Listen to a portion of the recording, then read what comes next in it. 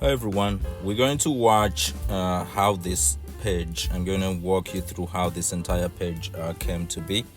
This is one of 39 other pages like this that I created for this new project, the coloring book of Tattoo Tales. And this one I actually colored in just for this demonstration. And I'm going to go right with you guys from the beginning all the way to when you get a picture like this.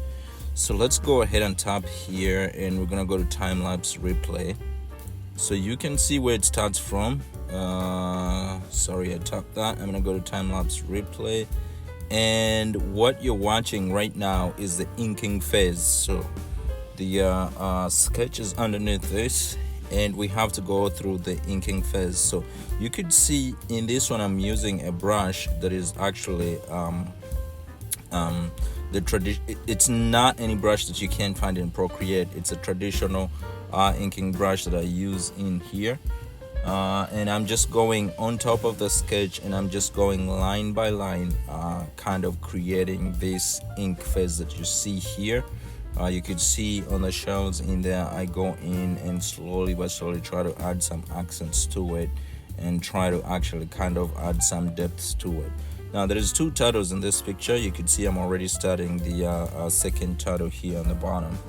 But the thing is, usually what happens if I have to create a coloring page, after this phase of the ink work, I usually end it at there and then take it into Canva, where I actually frame them and create page by page until we come up with all the 40 pages that are in this particular project.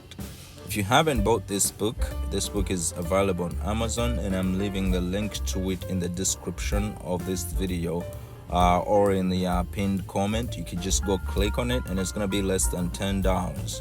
So now we have to go to the environment. Here you can see here it's sped up, but it's pretty simple. I have my sketch underneath it, and what happens is I just go on top of it with this inking brush, and I'm just actually kind of creating the lines that are on top of it. It has to come out clean with a little bit of a whimsical feeling to it, but it has to be a lot more cleaner so actually you guys can color it in. So the technique I use to color this is actually digital coloring. So I colored in the whole page using Procreate, which is the program in which we're watching this right now. But stay tuned guys for the new one. Actually there's going to be a lot of tutorials that are going to come that are going to be showing you how to use colored pens so to color this in. But this is actually digital coloring. So if I go back here a little bit more and I scrub the timeline, you can see that we're starting to add color in here. So for the color, I go underneath on the layer below the ink layer, and I'm just laying in color. So for this one, I did not even know what color to use first. I just went in, dived in, and I started using the color blue.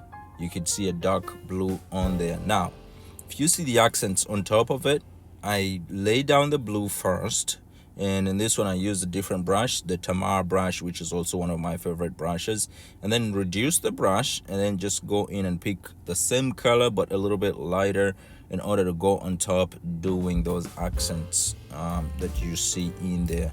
It is the same technique that I use all throughout the entire drawing, and it actually works for me.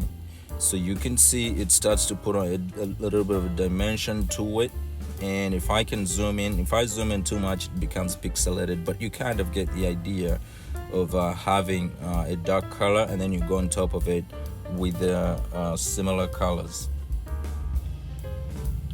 Now what happens is in this one, you could see on top of the head there that I have some other blacker spots or darker spots that I can go in there. So what I do is I usually play around with the same color, and on the wheel I just go either left or right to get a color that is a little bit off of what I started with, and then I take highlights on top of that, and then I just go in with highlights to actually add depth or to the image itself.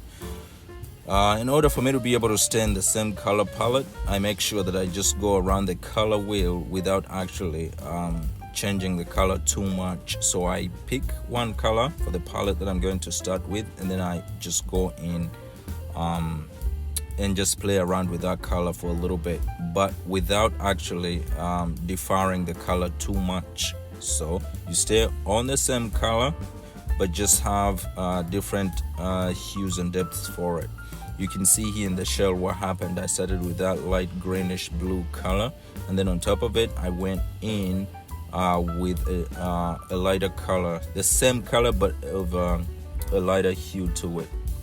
And you can see in between the shells kind of segments. Now I'm going in with the same color that I used on his legs, and I'm just filling that in. And starting from the bottom here, it's a little bit darker, and then as we go up here it gets lighter. So now you have to put the direction of light into consideration at this point for this particular tattoo.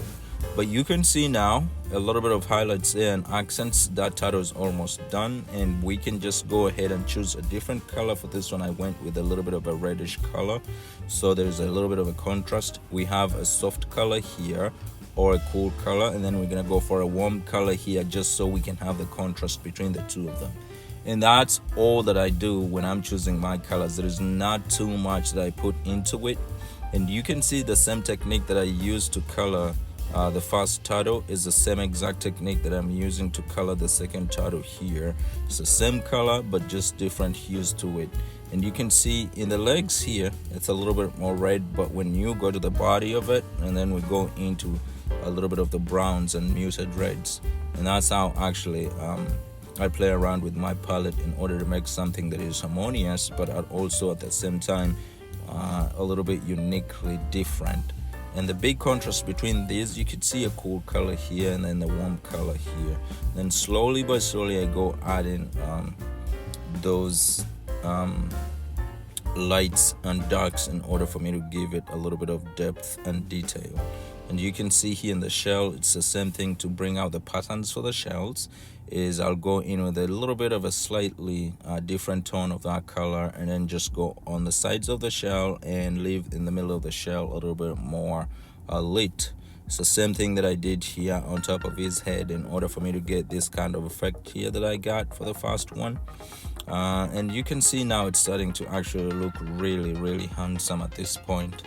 So the easiest part about this was actually the background of this entire thing. It was easy for me to fill in because I just went grabbed two color shades and then just dropped the color in, and then just did kind of a Gaussian blur gradient, which kind of created that effect. So we're gonna see that when we get to it, but for now I had to add a little bit of details in the shells on this red tattoo, so you could see them coming in there.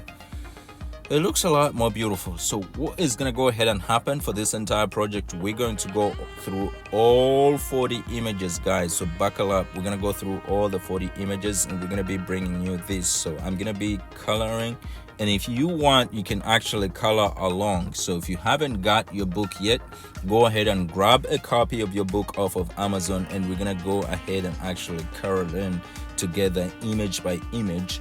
And I already have my soft pencils, so I'm gonna use Prismacolor soft pencils, and hopefully that we can I can be a little bit more streamlined, and I'll be telling you guys exactly what's happening as I draw or as I color them in, so you guys get a clear picture of what's happening.